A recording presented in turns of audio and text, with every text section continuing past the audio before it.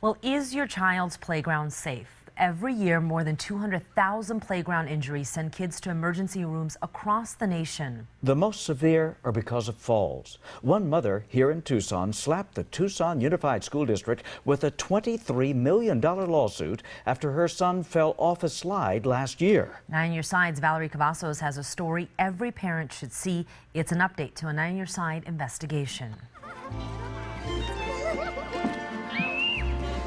Recess. Kids being kids, monkeying around, climbing up poles, zipping down slides. Faces of kids having fun on a playground. But this is the face of a 9-year-old seriously hurt last year after falling from the top of this slide at Fruitlander Elementary. A fall so bad that Trevor Paul broke his wrist and needed emergency brain surgery to save his life. A rare head injury, says TUSD Health Director Donna Johnson. Typically, it's a sprained foot or a broken arm. But in Trevor Paul's case, why was the head injury so severe? The answer, his mother says, lies beneath the surface. The shock-absorbing wood chips in the fall zone had been pushed away after constant play. And according to the lawsuit, her son's head hit a concrete slab directly below. The district has denied responsibility. TUSD says it follows the national guidelines in the Public Safety Handbook from the U.S. Consumer Product Safety Commission. A checklist shows the wood chips should be 12 inches deep. So how do you know if danger lurks below? Looks can be deceiving. This is the playground at the now closed Fort Lowell Townsend School. The surface under the slide is no longer maintained. According to TUSD Risk Management Manager NICOLE Lowery. Students aren't actively playing at our closed schools, and our schools are closed and the properties are secured, and so people shouldn't be on those campuses. Yet we found the playground accessible to the neighborhood. The gate opened, and on a field, a man was walking his dogs.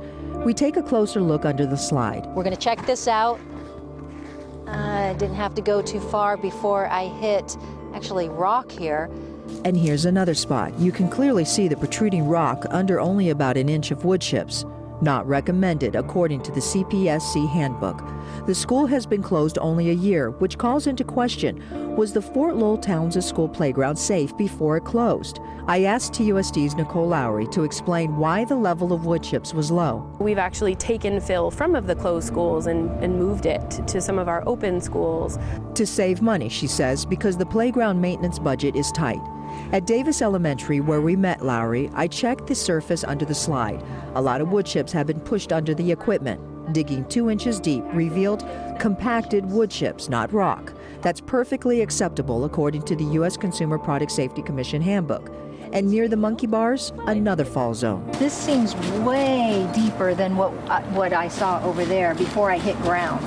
See, I can't even hit ground here. Another check.